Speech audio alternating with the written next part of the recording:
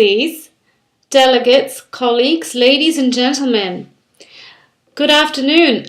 I'm honored to be able to present to you today, albeit from video, the 4 global governance studies that have been commissioned by the Human Rights Commission's Right to Development section on the linkages and interdependencies between the right to development and Agenda 2030 on the Sustainable Development Goals. The 4 global governance topics are 1. Illicit financial flows, 2. Investment agreements and industrialization, 3. The transfer of environmentally sound technology, and 4. Equitable access to renewable and clean energy. On the first study, the right to development and illicit financial flows. In the context of Agenda 2030 on sustainable development, illicit financial flows are a significant constraint to domestic resource mobilization required for financing the Sustainable Development Goals. The Global Financial Integrity Research Organization estimates that the developing world as a whole lost approximately $7.8 trillion in illicit financial flows during the 10-year period from 2004 to 2013. Since 2011, such flows have surpassed $1 trillion per annum, and in 2013 reached a new peak of over $1 trillion per annum. Approximately 87% of all illicit flows are related to cross-border transfer pricing, which takes place largely in transnational corporations. As of 2013, UNCTAD estimates that 80% of global trade takes place in value chains linked to transnational corporations. The 2015 report of the High-Level Panel on Illicit Financial Flows from Africa underscores that the continent as a whole is losing more than $50 billion of domestic revenue on an annual basis through illicit financial outflows, which increased from about $20 billion in 2001 to $60 billion in 2010. Through the lens of the right to development, illicit financial flows are in essence taxable financial resources that are being directed away from the sites and locations in which those resources are generated through productive economic activities. This constitutes 3 fundamental problems.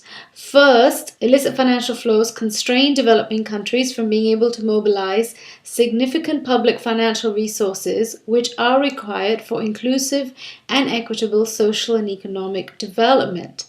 This is a central constraint to the achievement of SDG Target 17.1, which calls for strengthening domestic resource mobilization.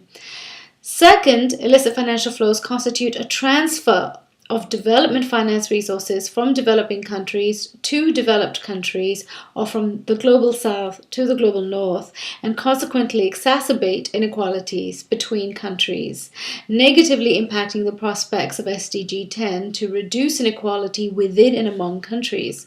Third, the loss of potential public funds through illicit financial flows and the consequent reductions in public sector investments, as well as the amplification of foreign debt burdens, reduce and impair the capacity of the state to invest in social sectors vital to sustainable development, particularly essential social services such as health, education, and pensions.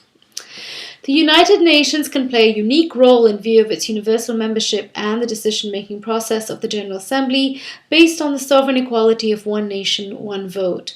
Such a body would employ the decision-making process of the General Assembly based on sovereign equality, which is consonant with the right to development and the emphasis on free, active, and meaningful participation. Such an intergovernmental tax body in the UN would also address SDG Target 10.6, which seeks to ensure enhanced representation and voice for developing countries in decision-making in global international economic and financial institutions in order to deliver more effective, credible, accountable, and legitimate institutions.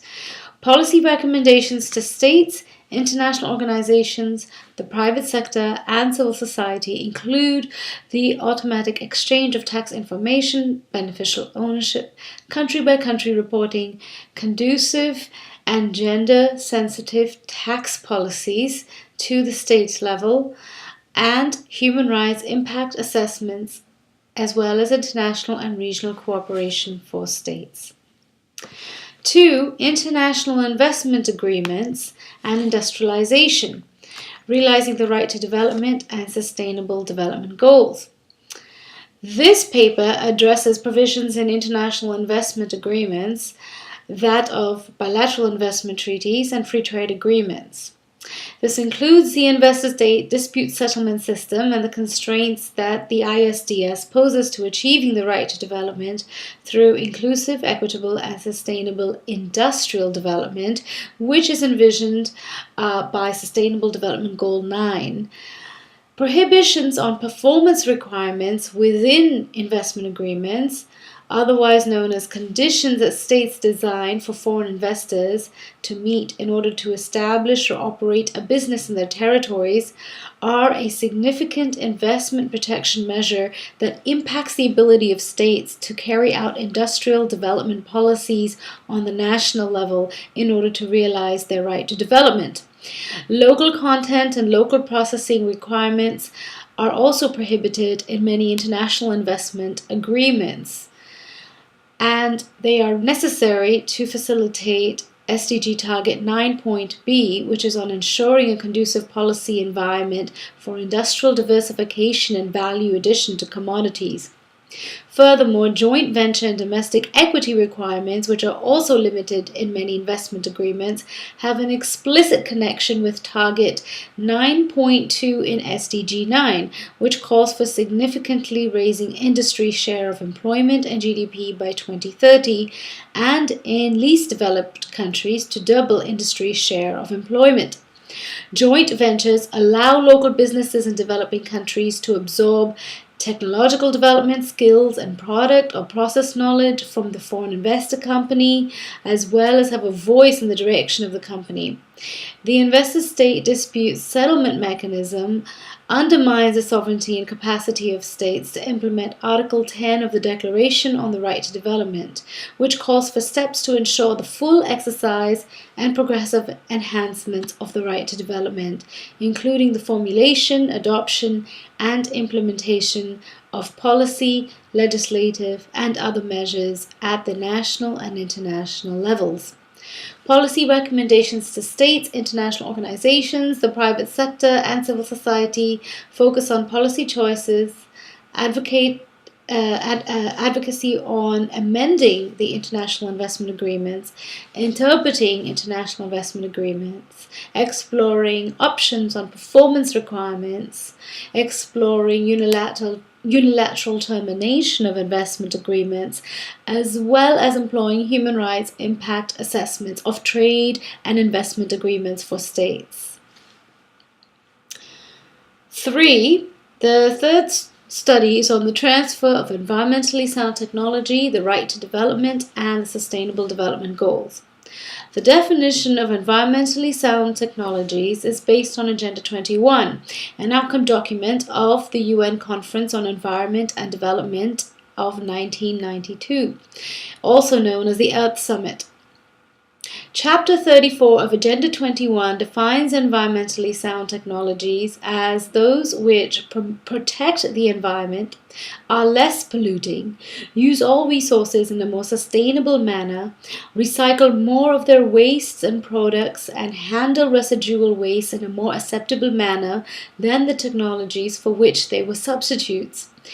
Since 1820, the degree of technology diffusion, adoption, and development accounts for 80% of income divergence between rich and poor countries. Given the gaps in the access to and innovation of environmentally sound technologies between developed and developing countries, the facilitation of environmentally sound technology transfer to developing countries is critical to preventing and recovering from the damages of climate change. Climate change impacts many vulnerable developing countries to a disproportionate extent. In order to address the right to development for developing countries in a climate-constrained global reality, environmentally sound technologies are also imperative for industrialization and economic development planning that is centered on the objective of low or zero carbon emissions. This study on environmentally sound technologies focuses on 4 key factors in the creation of an enabling international and domestic environment for the transfer of environmentally sound technologies. First, the legal regimes of intellectual property rights through the World Trade Organization, as well as international investment agreements and preferential trade agreements.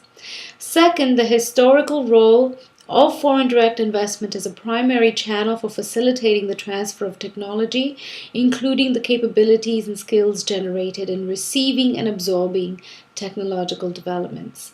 Third, capacity building, and in particular the development of human capital, is vital to strengthening local absorptive capacity for technology development and innovation.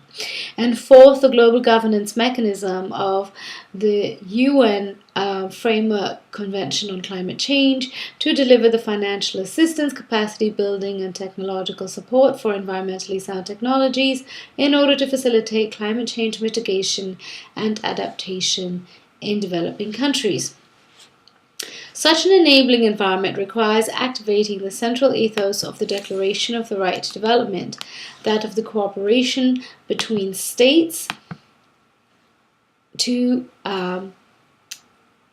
cooperate with each other to ensure development and eliminate obstacles to development. Article 3.3. Multiple targets and goals of the Agenda 2030 on the SDGs are also vital to environmentally sound technologies for addressing climate change and the right to development, including Target 17.7 on the development, transfer, dissemination, and diffusion of technology, Target 9.4 on inclusive and sustainable industrialization, and Goal 7 on sustainable and modern energy for all. Policy recommendations to states, international organizations, the private sector, and civil society focus on policy choices, advocacy, monitoring, and research toward ensuring that the challenges posed to the transfer of environmentally sound technologies by intellectual property rights are duly addressed, while the role of foreign direct investment and global governance are channeled and optimized toward facilitating environmentally sound technologies in developing countries' contexts. The fourth and final study is on equitable access to renewable and clean energy in a climate-constrained world. The access to and use of renewable and clean energy on national, subnational, and local levels has a multidimensional imperative to the right to development of all states in a climate-constrained world. In order to facilitate the equitable distribution of and access to renewable energies, higher levels of financing as well as rigorous policy frameworks must be committed to by states, in addition with the willingness of policymakers to promote new technologies on a much wider scale among all levels of society, from consumers to economic enterprises. In turn, the delivery, accessibility, and affordability of the renewable energy transition to people will rely on effectively engaging all stakeholders in society, which includes addressing relevant considerations that emerge from participatory engagement, holistic and inclusive access issues, and equitably distributing the full welfare potential of renewable and clean energies. Two specific elements of the Declaration on the Right to Development are particularly significant in guiding the pathway toward renewables. Article 8.1 on states taking all necessary measures and the equality of opportunity for all to access the resources and means required to exercise their right to development, and Article 2.3, that of the right and duty of states to formulate appropriate national development policies that aim at the constant improvement of the well-being of the entire population and of all individuals on the basis of their active, free, and meaningful participation in development and in the fair distribution of the benefits resulting therefrom. Equitable access to and use of renewable energy simultaneously facilitates progress in a broad range of SDGs, including Goal 1 on poverty eradication, Goal 3 on health and well-being, Goal 5 on gender equality, Goal 8 on inclusive and sustainable economic growth, as well as ensuring decent work for all, Goal 9 on inclusive and sustainable industrialization, Goal 12 on sustainable consumption and production, and Goal 13 on addressing climate change.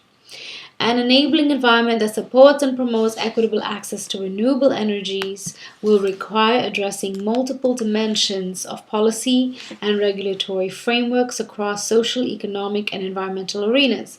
Three specific aspects of enabling environment for scaling up renewable energy production and equitable distribution of renewable energy will be examined. First, the need for scaling up long-term, reliable and sustainable investment in renewable energy projects and distribution services from sources at all levels. Second, the regulatory role of financial sector policy and in particular central bank lending guidelines required to create a conducive investment climate for renewable and clean energy development. Third, prohibitory fiscal policy for the equitable distribution of renewable energy. Policy recommendations to states, international organizations, the private sector, and civil society focus on policy choices, advocacy, monitoring, and research toward ensuring that such an enabling environment for renewable energy is facilitated with the central objective of financial regulatory frameworks and scaling up financial investments for renewable and clean energies. Thank you very much, and I hope you have a very productive side event session today. Thank you.